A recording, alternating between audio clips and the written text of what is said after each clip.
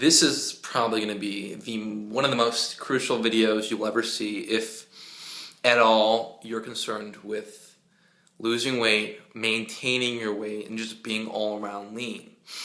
Let me tell you a little story about myself. A few years ago, 2 or 3, I really wanted to get ripped, absolutely shredded to the bone, 6% body fat.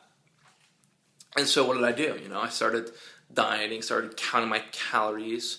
Of course, at the time I already worked out a lot, but I was only around 12, 13%, 14, 15 even, somewhere between 12 and 15 body fat. So I really needed to emphasize the diet and start getting ripped. So within some time, I started to lose weight, started to get leaner, and I started to hit this threshold where as I would try and lose weight, I would end up just freaking screwing up my diet, putting it all back on, and then dieting again, and then screwing up my diet and putting it all back on. And so it was this really awkward phase where I was just like constantly dieting, but constantly spinning my wheels. Even though, I got pretty freaking lean. But it was like, I wouldn't even wish it on my worst enemy. It was terrible. It was just like, see, here's the thing that people don't realize is someone that's never really dieted to a low body fat, it's not easy, it's really not easy. It gets freaking tough. It gets hard. Your ability to enjoy life is drastically reduced when you're on a very low calorie diet. You don't get that same serotonin release in your brain that allows you to smile and laugh at enjoyable things. No, you're just a drag to be around. And then sleep suffers, sex drive's diminished. But anyways, I don't know if I sidetracked there for a second. But the whole time I was realizing, why is it so hard to maintain my weight at this lean state? And I was maybe 8% body fat. I was like, I maintained 13, 14% body fat easily. I didn't even have to think about my diet. I just eat, or I wouldn't eat, or just listen to myself. So why is it so hard to maintain 8% body fat?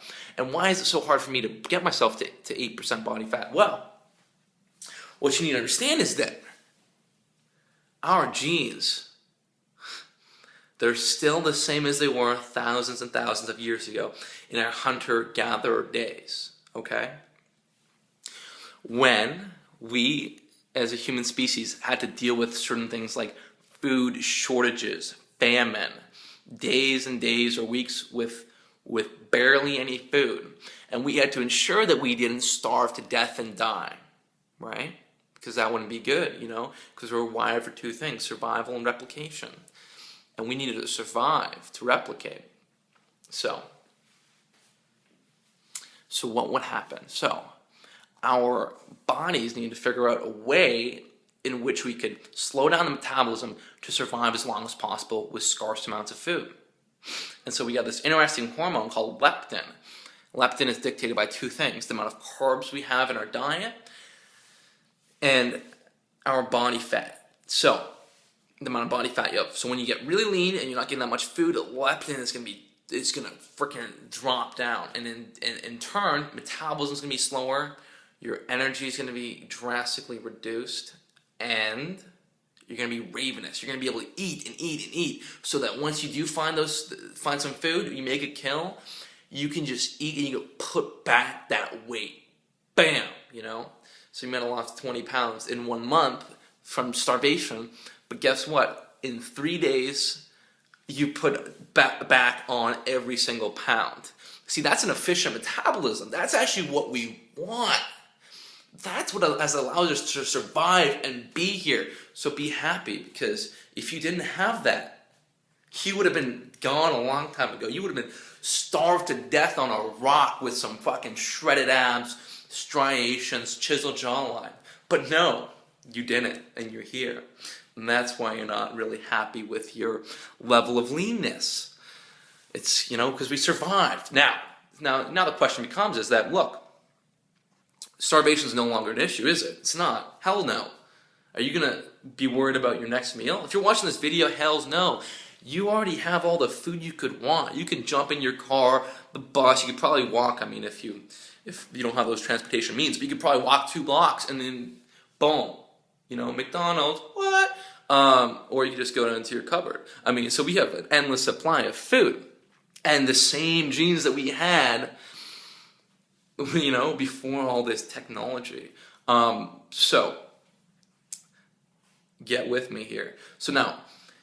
So we tend to gravitate towards a fairly lean body fat percentage, most of us. And by fairly lean, I'm not talking about rip, because in the medical context, fairly lean is not that lean. So I mean, we might be around 12 to 15% body fat if you're a guy and you're health conscious and you exercise and you kind of are trying to stay accountable of what you put in your body. Or if you're female, you might be 18 to 25% body fat.